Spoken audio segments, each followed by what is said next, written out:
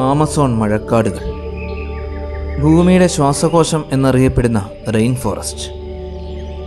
ലോകത്തിലെ ഏറ്റവും വലിയ പാമ്പായ ഗ്രീൻ അനാക്കോണ്ടയും ഭീകര ചിലന്തികളും ജലത്തിലെ നരഭോജികളായ പിരാനകളും തിളച്ചുമറയുന്ന പുഴയും നടന്നു നീങ്ങുന്ന മരവും ബുള്ളറ്റ് തുളച്ചു കയറുന്നതുപോലെ വേദനിപ്പിക്കുന്ന ബുള്ളറ്റ് ഉറുമ്പുകളും ജാഗ്വർ അടക്കമുള്ള ഭീകര ജീവികളും അധിവസിക്കുന്ന, സൂര്യപ്രകാശത്തെപ്പോലും കടത്തിവിടാതെ കോടിക്കണക്കിന് മരങ്ങളും ചെടികളും ഇടതൂർന്നു വളരുന്ന ലോകത്തിലെ ഏറ്റവും വലിയ വനപ്രദേശം.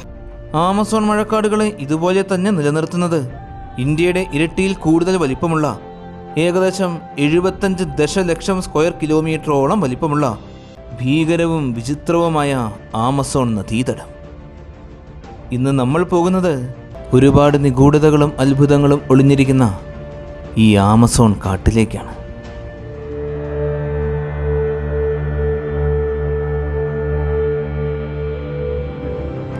അറുപത്തേഴ് ലക്ഷം ചതുരശ്ര കിലോമീറ്ററോളം വിസ്തൃതിയുള്ള ഈ ആമസോൺ മഴക്കാടുകൾ സൗത്ത് അമേരിക്കയിലെ Brazil, Bolivia, Ecuador, Peru, Colombia, Venezuela, Guyana, Suriname, French Guiana എന്നീ 9 രാജ്യങ്ങളിലായിട്ടാണ് വ്യാപിച്ചു കിടക്കുന്നത്.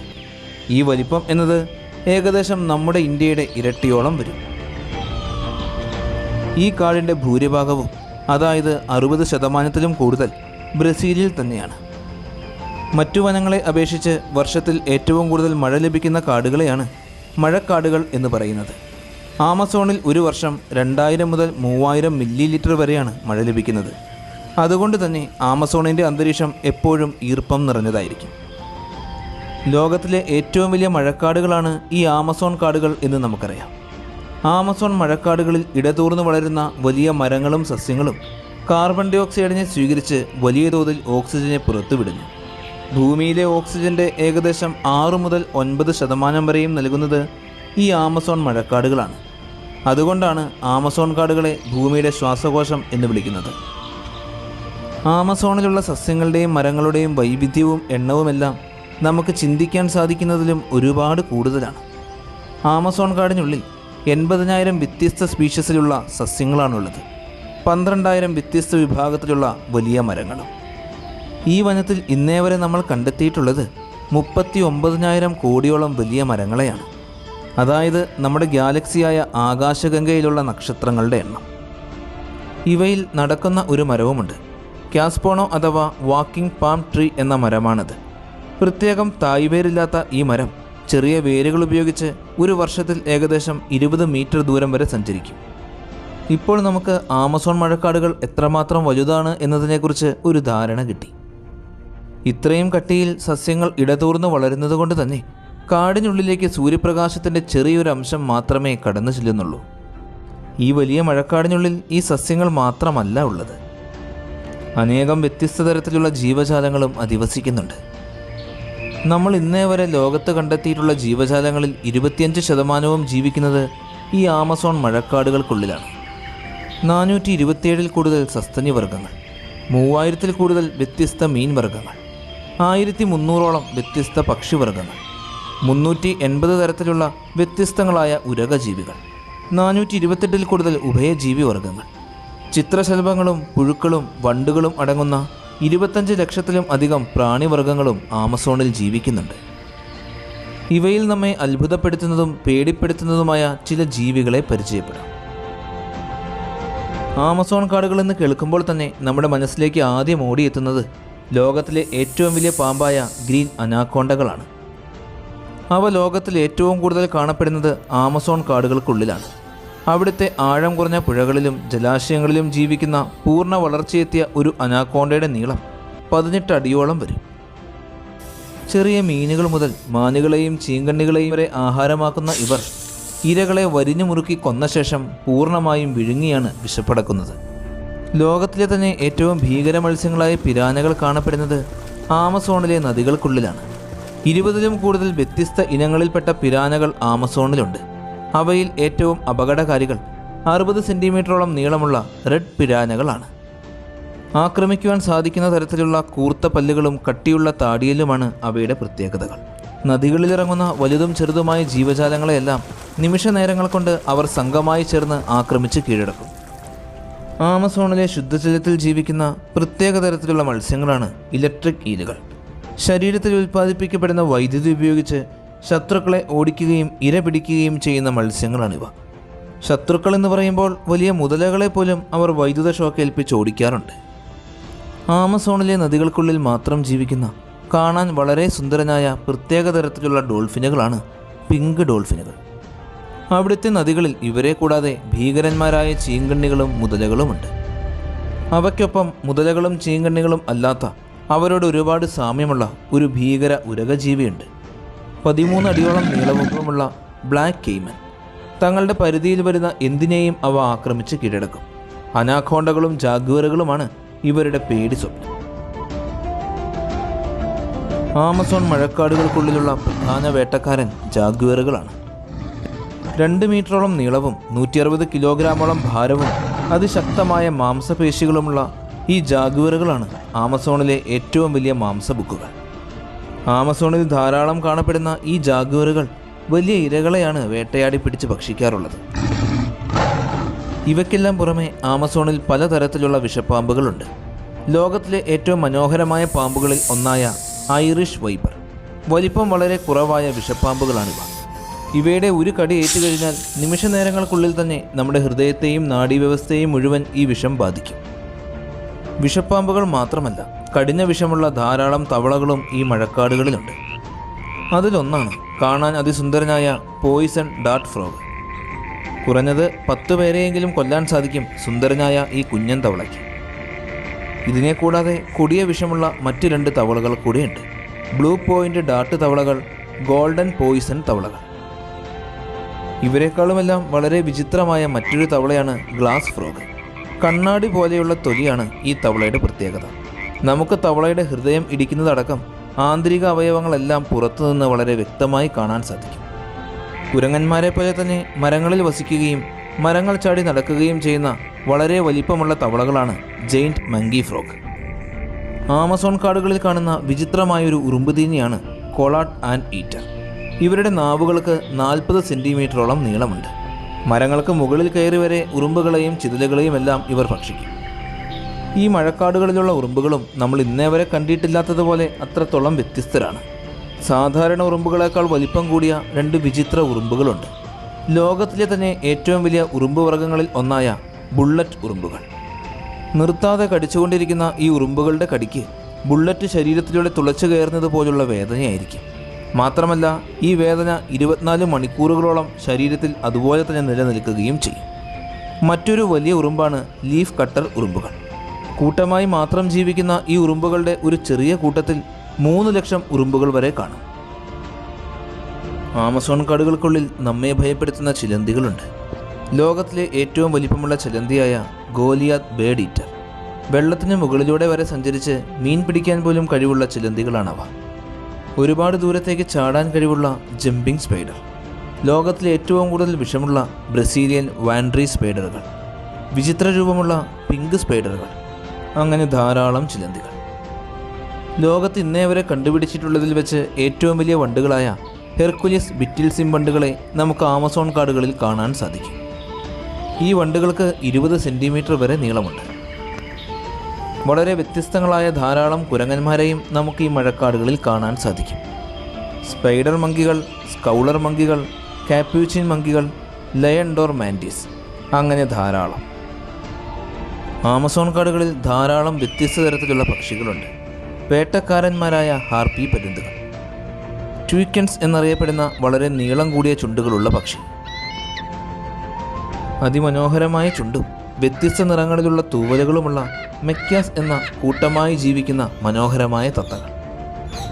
നമ്മൾ ഇന്നേ വരെ കണ്ടിട്ടില്ലാത്ത വളരെ വിചിത്രമായൊരു പക്ഷിയുമുണ്ട്. ഓട്ടു എന്നാണ് ഈ പക്ഷിയുടെ പേര്. ശത്രുക്കളുടെ കണ്ണിൽപ്പെടാതെ മരച്ചില്ലകളിൽ ഒളിഞ്ഞിരിക്കുവാൻ പ്രത്യേക കഴിവുള്ള പക്ഷിയാണിത്. ഇതിൻ്റെ ശബ്ദം ഒരേ സമയം തന്നെ നമ്മിൽ കൗതുകവും ഭയവും ഉണ്ടാക്കും. മനോഹരമായ വർണ്ണത്തൂവലുകളുള്ള സ്പാങ്കാൾഡ് പക്ഷികളെയും തലയിൽ സുന്ദരമായ കിരീടമുള്ള റോയൽ ഫ്ലൈ ക്യാപ്ചർ പക്ഷികളെയും നമുക്ക് കാണാം.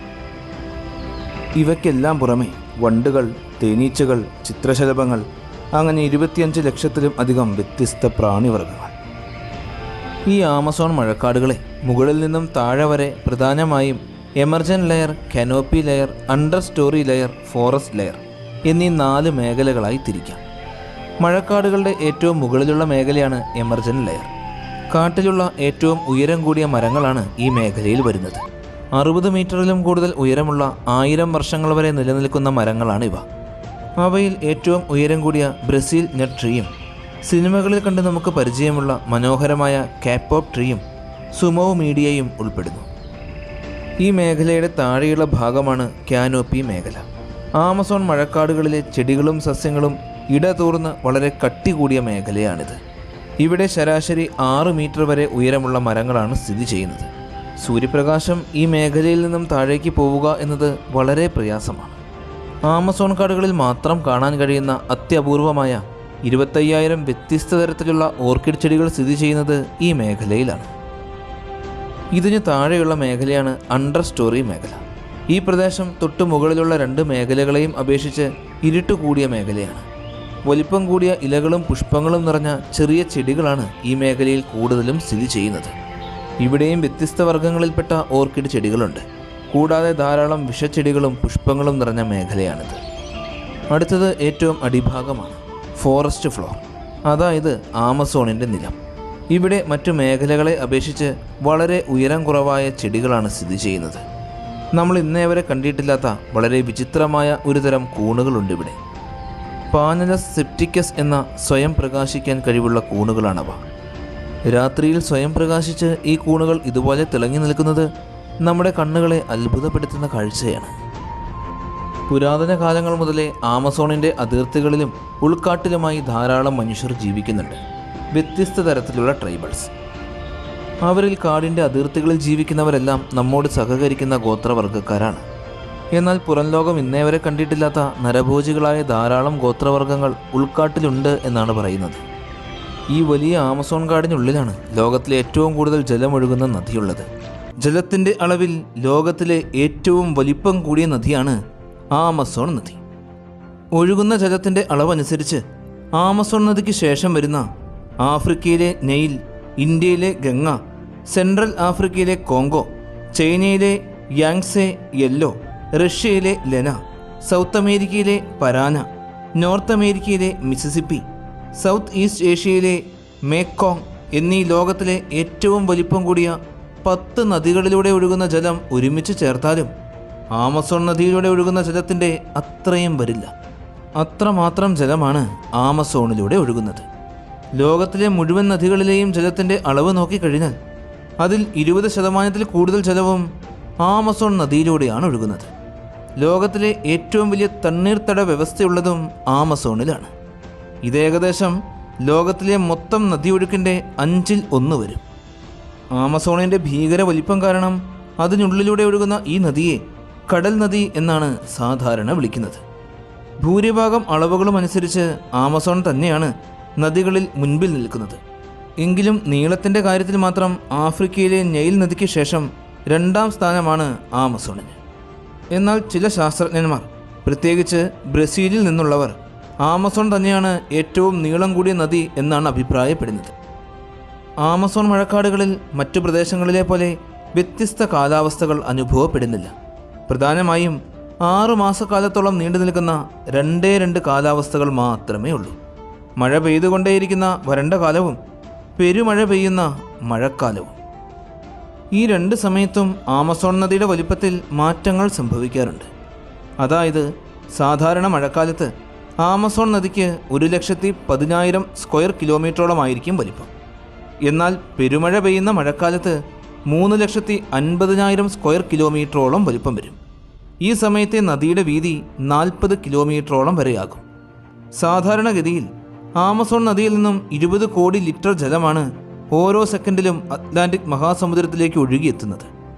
എന്നാൽ പെരുമഴ പെയ്യുന്ന സമയത്ത് ആമസോൺ നദിയിൽ നിന്നും 30 കോടി ലിറ്ററിലും കൂടുതൽ ജലമാണ് ഓരോ സെക്കൻഡിലും അറ്റ്ലാന്റിക് മഹാസമുദ്രത്തിലേക്ക് എത്തുന്നത്. ലോകത്ത് സമുദ്രത്തിലേക്ക് ഒഴുകിയെത്തുന്ന ശുദ്ധജലത്തിൻ്റെ 1/5 ആമസോണിൽ നിന്ന് മാത്രമാണ്.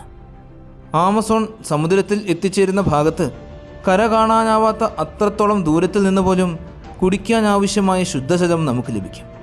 സമുദ്രജലത്തിൻ്റെ ലവണാംശം താഴ്ന്ന നിലയിലാകുവാൻ ഇതിൽ നിന്നുള്ള ശുദ്ധജലത്തിൻ്റെ ഒഴുക്ക് കാരണമാവുകയും ചെയ്യുന്നുണ്ട്. 6400 കിലോമീറ്ററിലും കൂടുതൽ ദൂരത്തേക്ക് ഒഴുകുന്ന ആമസോൺ നദിയുടെ നീളത്തെക്കുറിച്ച് നമുക്കൊരു ധാരണ ലഭിച്ചു. നമ്മെ അതിശയിപ്പിക്കുന്ന ഈ നീളത്തെ പോലെ തന്നെയാണ് നദിയുടെ വീതി. ലോകത്തിലെ ഏറ്റവും നീളം കൂടിയ നദി നൈൽ ആണെന്നാണ് ഭൂരിഭാഗം ആളുകൾ അഭിപ്രായപ്പെടുന്നത്. എങ്കിലും ലോകത്തിലെ ഏറ്റവും വീതി കൂടിയ നദി ഏത് എന്ന ചോദ്യത്തിന് ഒരൊറ്റ ഉത്തരം മാത്രമേ ഉള്ളൂ: ആമസോൺ നദി. ആമസോണിൻ്റെ പ്രധാന തടത്തിൻ്റെ ഏറ്റവും വലിപ്പം കൂടിയ ഭാഗത്തിന് 60 കിലോമീറ്ററോളം വീതിയുണ്ട്. ബ്രസീലിലാണ് ഏറ്റവും വീതി കൂടിയ ഭാഗം സ്ഥിതി ചെയ്യുന്നത്. മാത്രമല്ല, ആമസോൺ നദി സമുദ്രത്തിൽ എത്തിച്ചേരുന്ന വായുഭാഗത്തിന് മാത്രം 350 കിലോമീറ്റർ വരെ വീതിയുണ്ട്. ആമസോണിൻ്റെ ഭീകര വലിപ്പവും വീതിയും മാത്രമല്ല, ആമസോൺ നദിക്ക് ഒരുപാട് ആഴവുമുണ്ട്. ആമസോണിൻ്റെ ശരാശരി ആഴം 20 മുതൽ 50 മീറ്റർ വരെയാണ്. എന്നാൽ 100 മീറ്റർ വരെ ആഴമുള്ള പ്രദേശവും ആമസോൺ നദിക്കുള്ളിലുണ്ട്. 1 മുതൽ 6 മൈൽ വരെ വീതി വരുന്ന പ്രധാന ശാഖയിൽ കൂടെ വലിയ ജലനൗകകൾക്ക് മാനുസ് വരെ സഞ്ചരിക്കാൻ സാധിക്കും. അതായത് അഴിമുഖത്ത് നിന്നും 1500 കിലോമീറ്റർ ഉള്ളിലേക്ക്. 3000 മുതൽ 9000 ടൺ ഭാരവും 5.5 മീറ്ററോളം വലിപ്പവുമുള്ള ചെറിയ നൗകകൾക്ക് പെറുവിലെ ഇക്വിറ്റോസ് വരെ പ്രവേശിക്കുവാൻ സാധിക്കും. അതായത് സമുദ്രത്തിൽ നിന്നും 3600 കിലോമീറ്റർ ദൂരെ വരെ. ഇതിനേക്കാളും ചെറിയ ബോട്ടുകൾക്ക് ഈ പ്രദേശത്തുകൂടെ ധാരാളം കിലോമീറ്ററുകൾ ദൂരം സഞ്ചരിക്കാൻ സാധിക്കും. ഇത്രത്തോളം വലിപ്പം കൂടിയ ഈ ആമസോൺ നദിക്ക് കുറുകെ ഒരേ ഒരു പാലം മാത്രമേ നമുക്ക് കാണുവാൻ സാധിക്കൂ. ബ്രസീലിലെ മാനോസ് ടൗണിനെയും ഇറൻദുബ നഗരത്തെയും ബന്ധിപ്പിച്ചുകൊണ്ട് ഏകദേശം 3.5 കിലോമീറ്ററിലും കൂടുതൽ നീളമുള്ള റിയോ നെഗ്രോ എന്ന വലിയ പാലം. ആമസോൺ നദിക്ക് കുറുകെ പാലം നിർമ്മിച്ചുകൊണ്ട് യാത്ര ചെയ്യുവാൻ സാധിക്കുന്ന അത്രത്തോളം ജനസാന്ദ്രത ഈ പ്രദേശങ്ങളിൽ മാത്രമേ ഉള്ളൂ. എത്രമാത്രം വലിപ്പമുള്ള നദിയാണ് ആമസോൺ മഴക്കാടുകൾക്കുള്ളിലൂടെ ഒഴുകുന്നത് അല്ലേ? ഈ ആമസോൺ നദി എവിടെ നിന്നുമായിരിക്കും ഉത്ഭവിക്കുന്നത്? ആമസോണിൻ്റെ ആദ്യഘട്ടത്തിൽ പെറുവിലും ഇക്വഡോറിലുമായി ഏതാനും പ്രധാനപ്പെട്ട നദീവ്യവസ്ഥകളുണ്ട്. അതിൽ ചിലത് മറണോണിലേക്കും മറ്റു ചിലത് നേരിട്ട് ആമസോണിലേക്കും ഒഴുകുന്നു.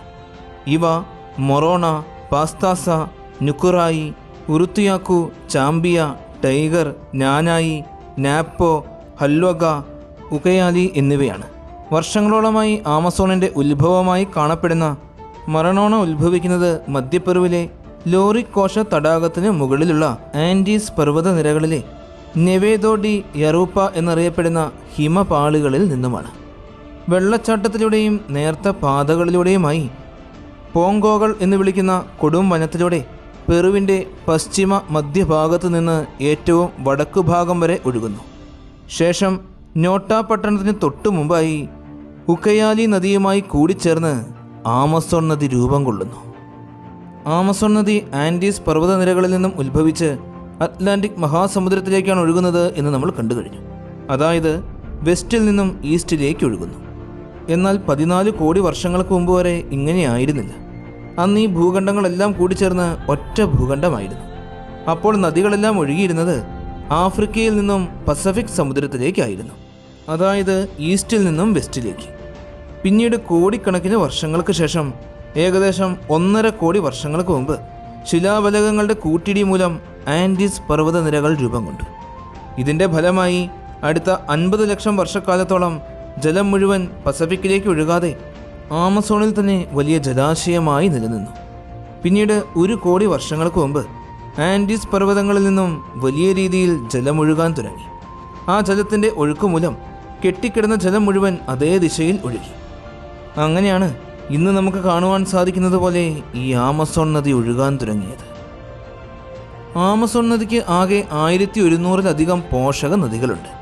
ഇവയിൽ 12 എണ്ണത്തിനും 1500 കിലോമീറ്ററിലും കൂടുതൽ നീളമുണ്ട്. റിയോ നീഗ്രോ എന്ന ഇരുണ്ട നദിയാണ് ഈ 1100 പോഷക നദികളിൽ വെച്ച് ഏറ്റവും വലിയ നദി. ആമസോൺ നദിയിലെ മുഴുവൻ ജലത്തിൻ്റെ 20% കൂടുതൽ ഉൾക്കൊള്ളുന്നത് ഈ ഒരൊറ്റ പോഷക നദിക്കുള്ളിലാണ്. മഡീറ എന്ന സ്വർണ്ണ നിറത്തോടു കൂടിയ നദിയാണ് മറ്റൊരു വലിയ പോഷക നദി. വ്യത്യസ്ത നിറങ്ങളോടുകൂടിയ ഈ 2 നദികളും മനേസെ എന്ന പ്രദേശത്താണ് പരസ്പരം കൂടിച്ചേരുന്നത്. ആമസോൺ അറ്റ്ലാന്റിക് മഹാസമുദ്രവുമായി സന്ധിക്കുന്ന ഭാഗത്തിന് ഏകദേശം 350 കിലോമീറ്ററോളം വീതിയുണ്ട് എന്ന് നമ്മൾ കണ്ടു കഴിഞ്ഞു. ക്യാമ്പോഡോ നോർത്തെ മുതൽ പ്യൂഡോ പത്തിച്ചോക്ക വരെയുള്ള അളവാണിത്. പക്ഷേ ഇതിൽ പാരാ നദിയുടെ 60 കിലോമീറ്റർ സമുദ്രഭാഗത്തുള്ള വായുഭാഗം കൂടെ ഉൾക്കൊള്ളുന്നുണ്ട്. ഈ ഭാഗം ടോക്കാൻഡീസിൻ്റെ താഴ്ഭാഗത്താണ് സ്ഥിതി ചെയ്യുന്നത്. ഇതുപോലെ ആമസോണിലുള്ള മറാജോ ദ്വീപിൻ്റെ സമുദ്രാഭിമുഖ ഭാഗം കൂടെ ഇതിൽ ഉൾക്കൊള്ളുന്നു.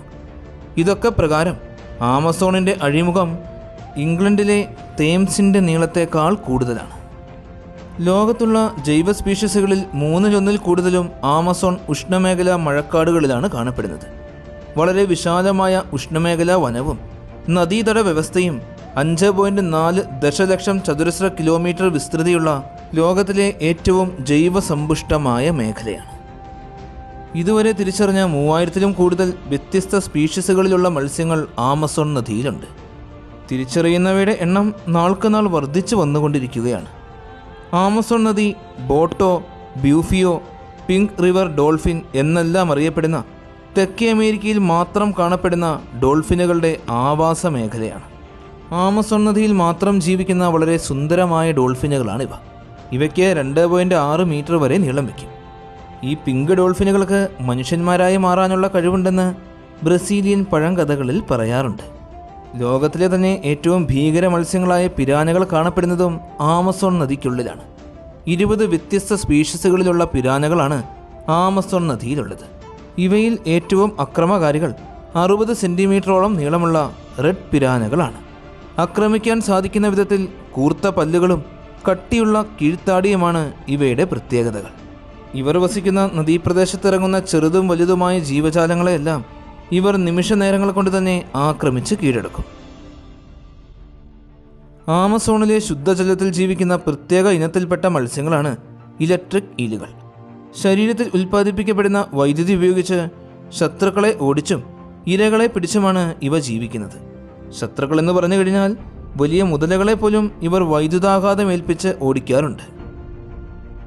സമുദ്രത്തിൽ നിന്നും 4000 കിലോമീറ്റർ ഉള്ളിലുള്ള പെറുവിലെ ഇക്വറ്റോസിൽ കണ്ടുവരുന്ന ഒരു പ്രത്യേക തരത്തിലുള്ള സ്രാവാണ് ബുൾഷ്രാങ്ക് അഥവാ കാളസ്രാവ്. അരാപെയ്മ അഥവാ പിരാറുകൾ എന്നത് തെക്കേ അമേരിക്കയിൽ മാത്രം കാണപ്പെടുന്ന ഉഷ്ണമേഖല ശുദ്ധജല മത്സ്യമാണ്. 100 മീറ്റർ വരെ നീളവും 200 കിലോഗ്രാം വരെ ഭാരവുമുള്ള ഇവ ഏറ്റവും വലിയ ശുദ്ധജല മത്സ്യങ്ങളിൽ ഒന്നാണ്. ആമസോണിൽ കാണപ്പെടുന്ന മറ്റൊരു ശുദ്ധജല മത്സ്യമാണ് അറോവാന. 120 സെൻറ്റിമീറ്റർ മാത്രം വലിപ്പമുള്ള ചെറിയ ഇരപിടിയൻ മത്സ്യങ്ങളാണിവ.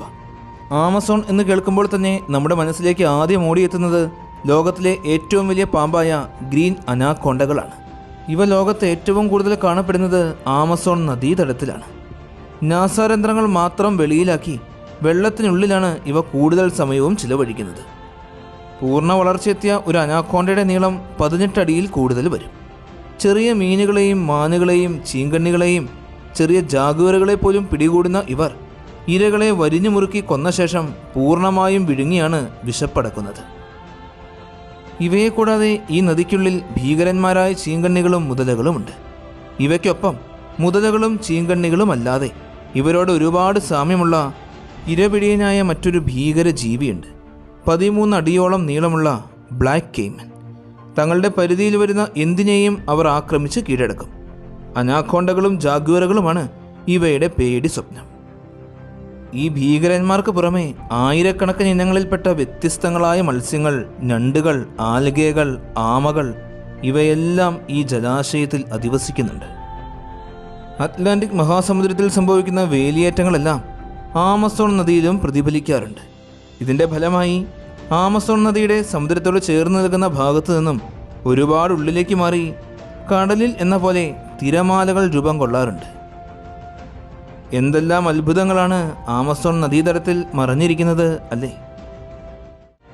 വളരെ സുന്ദരവും അത്ഭുതകരവും ഭീകരവുമായ ആമസോൺ വനത്തിനുള്ളിലെ ധാരാളം കാഴ്ചകൾ നമ്മൾ കണ്ടു കഴിഞ്ഞു. ഒരുപാട് ജൈവ വൈവിധ്യങ്ങളുള്ള ഈ വലിയ ആമസോൺ മഴക്കാട് ഇന്ന് നശിച്ചുകൊണ്ടിരിക്കുകയാണ്. 2022 ആയപ്പോഴേക്കും വനത്തിൻ്റെ ഏകദേശം 26% നശിച്ചു കഴിഞ്ഞു. കൗൺസിൽ ഓൺ ഫോറിൻ റിലേഷൻ്റെ കണക്ക് പ്രകാരം ഏകദേശം 3 ലക്ഷം ചതുരശ്ര മൈൽ വനം ഇതിനോടകം നഷ്ടപ്പെട്ടു കഴിഞ്ഞു. ബ്രസീലിയൻ ആമസോണിലെ കന്നുകാലി വളർത്തലുകളാണ് വനനശീകരണത്തിൻ്റെ പ്രാഥമിക കാരണങ്ങളിൽ ഒന്ന്. സാറ്റലൈറ്റ് രേഖകൾ പ്രകാരം ഒരു ദശാബ്ദത്തിലെ ഏറ്റവും കൂടുതൽ വനനശീകരണത്തിൻ്റെ തോത് 2018 രേഖപ്പെടുത്തിയത്. ഏകദേശം 7900 സ്ക്വയർ കിലോമീറ്ററോളം വനമാണ് 2017 ഓഗസ്റ്റ് മുതൽ 2018 ജൂലൈ വരെ നശിച്ചു പോയത്. മാറ്റോ ഗ്രോസോ, പാര എന്നീ സംസ്ഥാനങ്ങളിലാണ് വനനശീകരണത്തിൻ്റെ ഏറ്റവും ഉയർന്ന തോത് രേഖപ്പെടുത്തിയത്. ഇനി നമുക്ക് ആമസോൺ മഴക്കാടുകൾ ഇതുപോലെ നശിച്ചു പോകുന്നതിനുള്ള കാരണങ്ങൾ എന്തെല്ലാമാണ് എന്ന് നോക്കാം. കാലികളെ വളർത്തുവാനും വിലപിടിപ്പുള്ള മരങ്ങൾ മുറിച്ചു മാറ്റുവാനും പാർപ്പിടം നിർമ്മിക്കുവാനും സോയാബീൻ പോലുള്ള കൃഷികൾ ചെയ്യുന്നതിനും ഹൈവേകളും ചെറിയ റോഡുകളും നിർമ്മിക്കുവാനും ഔഷധ സസ്യങ്ങൾ ശേഖരിക്കുന്നതിനുമാണ് മനുഷ്യൻ ഈ വനത്തിനുള്ളിൽ കയറുന്നത്. 2004 ലോക് ബാങ്ക് പേപ്പറും 2009 ഗ്രീൻ റിപ്പോർട്ടും അനുസരിച്ച് ബ്രസീലിയൻ ആമസോണിൽ കന്നുകാലി വളർത്തൽ, അന്താരാഷ്ട്ര ബീഫ് തുകൽ വ്യാപാരം എന്നിവയുടെ പിന്തുണയോടെയാണ് ആ മേഖലയിലെ 80% വനനശീകരണവും സംഭവിക്കുന്നത്. ഐക്യരാഷ്ട്രസഭയുടെ food and agricultural organisation 2006 report ചെയ്തത് ഈ പ്രദേശത്തെ 70% വനഭൂമിയും 1970 മുതൽ 91% വനഭൂമിയും ഇപ്പോൾ കന്നുകാലികളുടെ മേച്ചിൽപ്പുറങ്ങളായിട്ടാണ് ഉപയോഗിക്കുന്നത്. 2024 ഒക്ടോബറിൽ ബ്രസീലിയൻ്റെ പരിസ്ഥിതി സംരക്ഷണ ഏജൻസിയായ IBAMA വനത്തിനുള്ളിൽ അനുമതിയില്ലാതെ കടന്നു കയറി കന്നുകാലികളെ വളർത്തിയതിനും വാങ്ങുകയും വിൽക്കുകയും ചെയ്തതിന് ലോകത്തിലെ ഏറ്റവും വലിയ മാംസപാക്കറായ JBS SA മുതലായ വലിയ കമ്പനികൾക്ക് $64 ദശലക്ഷം പിഴ ചുമത്തിയത്. യന്ത്രവൽകൃത വിളകൾക്കായി കർഷകർ ഭൂമി വെട്ടിത്തെളിച്ചത് വനനശീകരണത്തിൻ്റെ പ്രധാനപ്പെട്ട മറ്റൊരു കാരണമാണ്. 2006 നാസയുടെ സാറ്റലൈറ്റ് ഡേറ്റകളെ അടിസ്ഥാനപ്പെടുത്തി നടത്തിയ പഠനങ്ങളിൽ നിന്നും മനസ്സിലാക്കുവാൻ സാധിച്ചത് ഏറ്റവും വലിയ തോതിൽ വനനശീകരണം സംഭവിച്ച 2004 മാറ്റോ ഗ്രോസോ എന്നീ സംസ്ഥാനങ്ങളിലെ 20%-ലും കൂടുതൽ വനപ്രദേശം വിളനിലമായി മാറിയിട്ടുണ്ടെന്നാണ്. സോയാബീൻ കൃഷിയാണ് ഏറ്റവും കൂടുതലായിട്ടുള്ളത്. ആമസോണിൽ വികസിപ്പിച്ചെടുത്ത ചില ഗതാഗത പാതകൾ വനനശീകരണത്തിൻ്റെ പ്രധാനപ്പെട്ട കാരണങ്ങളിൽ ഒന്നാണ്. ബേലേം ബ്രസീലിയൻ ഹൈവേ, കുയാബ പോർട്ടോ വെൽഹോ ഹൈവേ, ഈ 2 ഹൈവേകളും വനനശീകരണത്തിൻ്റെ കേന്ദ്രമായി തന്നെയാണ് കണക്കാക്കപ്പെടുന്നത്. ഇത് ശരിക്കും ബ്രസീലിയൻ ആമസോണിലെ വനനശീകരണത്തിൻ്റെ പ്രധാന മേഖലയാണ്. ഇതുകൂടാതെ ധാരാളം റോഡുകളുണ്ട്. ഇവയ്ക്ക് ചുറ്റിനുമുള്ള വനം മുഴുവൻ ഇതിനോടകം നശിപ്പിച്ചു കഴിഞ്ഞു. വൃക്ഷങ്ങളും സസ്യങ്ങളും സുലഭമായി വളർന്നു നിൽക്കുന്ന ഒരു പ്രദേശത്ത് നിന്നും അവയെ സ്ഥിരമായി നീക്കം ചെയ്യുന്നതിനെയാണ് വനനശീകരണം എന്ന് പറയുന്നത്. മഹാഗണി, തേക്ക്, ഓക്ക് മുതലായ വിലയേറിയ സസ്യങ്ങളാണ് ആമസോൺ കാടുകളിൽ നിന്നും ദിനംപ്രതി വെട്ടിമാറ്റപ്പെടുന്നത്. വലിയ വലിയ മരങ്ങൾ ഇതുപോലെ വെട്ടിമാറ്റുന്നത് കൊണ്ട് അവയ്ക്ക് ചുറ്റിലുമുള്ള സസ്യങ്ങളെല്ലാം നശിപ്പിക്കപ്പെടും.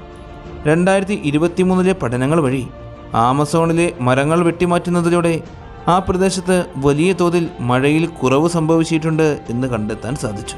ഇവ കൂടാതെ പടിഞ്ഞാറൻ ആമസോണിലെ എണ്ണ വാതക പദ്ധതികൾ വനനശീകരണത്തിനും അതുമായി ബന്ധപ്പെട്ട പരിസ്ഥിതി ആഘാതങ്ങൾക്കുമെല്ലാം പ്രധാന കാരണമാകുന്നുണ്ട്.